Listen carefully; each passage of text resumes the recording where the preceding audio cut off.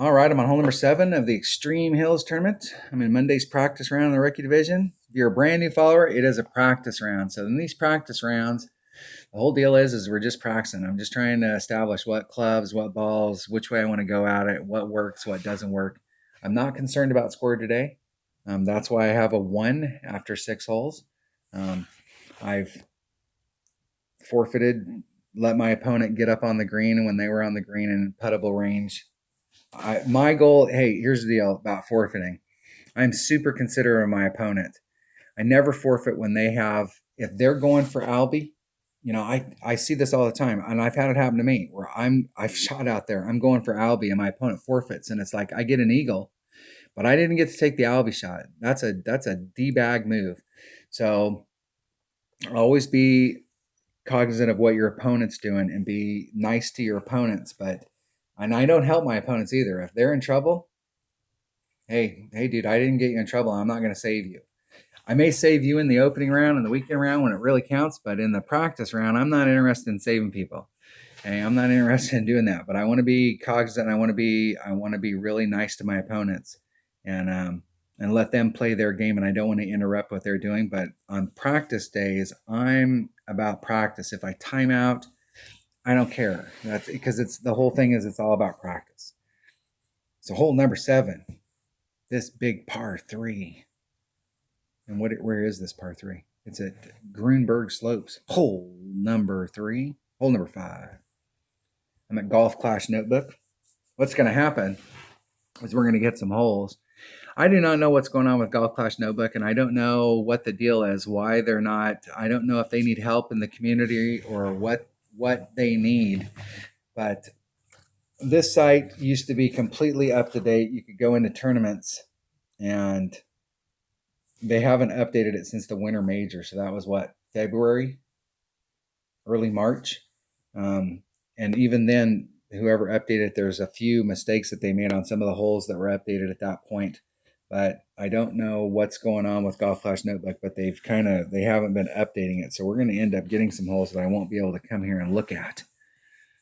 But luckily, we have the Grunberg Slopes, hole number 5.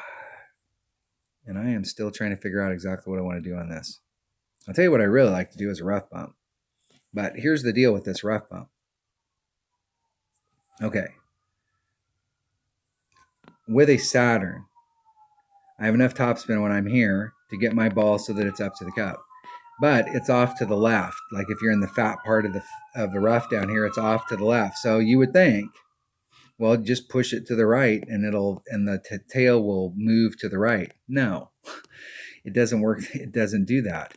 I mean, I've ran it all the way up into this point right here where you're doing almost a straight up shot, and it just doesn't want to. And it's because of the terrain here. This is a hill. It's all going downhill, and it just doesn't want to follow that path. And I'm sure that you can come down here and put some kind of slight curl on it, or there's a shot that you can do. I tried it with a 3-side spin ball. I've tried it several different ways, and I just cannot get that tail to come right to the cup like I want.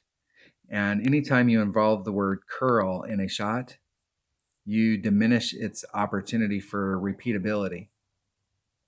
I tried the shot from up here to see if I could curl it back around to the hole, and that didn't pan out very well either. There's got to be a spot up here on this rough, somewhere on this rough where you can go straight in. And I think the deal is that the shot to go straight in is like right here at the narrowest part of it. So you could just go straight forward. And that is slim. I mean, slim. I'm not a fan of this shot from over here for several reasons, because you're on a hillside. The thing is that I do not want to fail on a par 3, because to me, getting a par on a par 3 is unacceptable. I would rather get a birdie every time and go home than ever get a par, because a lot of times you're taking a risk when you do a shot like this, and you're going for hole in one, and the next thing you know, you end up with par, as opposed to going out on there and taking a shot that gets you a birdie every time.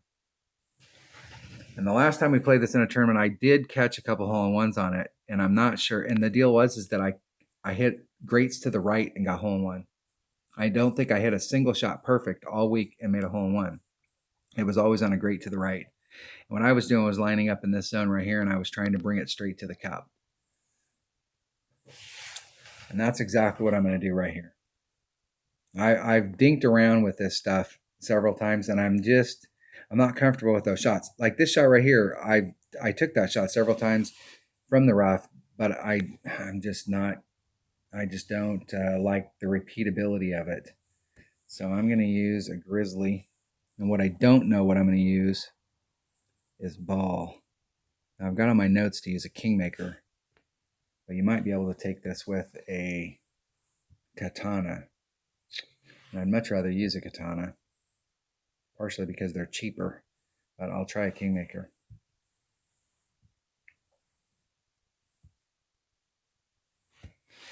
And here we roll. Let's see what I haven't bought any specials lately. I'm still kind of irritated at, and we don't have any special offers. I'm still kind of irritated at Playdemic because of my buddy Kevin Dunner getting cheated out of his banner by GC Master.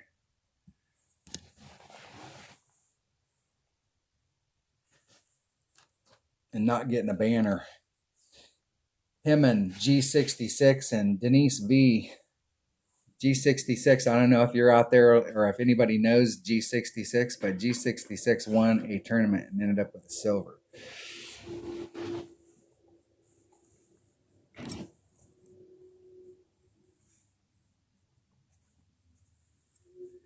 All right, here we roll. What am I doing? 20% wind adjustment. So 1.2 times 3.5. Where am I at in club? There's max. There's min. There's mid. I'm about mid club. Divided by 1.5. It's like 2.8 rings.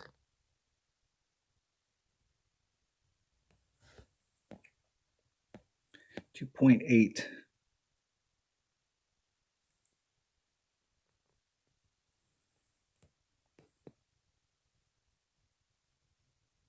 See if I can hit a shot today perfect. No, evidently I can't. And what's depressing there is I ended up on the right. So that means that based off the way the wind is blowing, I didn't do a big enough pull. So I hit it great to the left and I ended up to the right. I did a 20% wind adjustment and I did it at mid club. So what I'm going to do here, got 1.5 per ring. I'm going to change that 20 massively. So I have two choices. I can go at it at 1 per ring, which is super easy to make wind adjustments, and then add elevation onto it, where I can up my percentage. I'm almost thinking what I'm going to do on this hole is I'm not going to do any elevation adjustment at all. And I'm going to hit it at 1 per ring, even though I'm not at max club. I'm going to hit it at 1 per ring, and I'm going to work my adjustment. I'm going to work my adjustment from 1 per ring. So I'm going to do 1 per ring, and then I'm going to, if I'm off, then I'll start either adding on wind or taking off wind, and I'll probably have to add on like another 10%. Maybe, but I'm going to do a max ring adjustment, even though I'm not at max club. And then if I'm going to have to do an elevation adjustment, I'm going to do it at max club, which is 1 per ring. So it's really easy to do the math. If you got a 2 mile an hour wind and you go 10%, that's 2.2, and it's 1.0 per ring. So it's 2.2 rings. And so because I'm having to do some kind of an elevation adjustment there, I'm just going to stick with the 1 per ring. And that's how I'm going to work my numbers all week long, is based off of 1 per ring. All right, that was hole number 7, the Extreme Hills Tournament and Monday's qualifying round of the Rookie Division. Thanks for watching.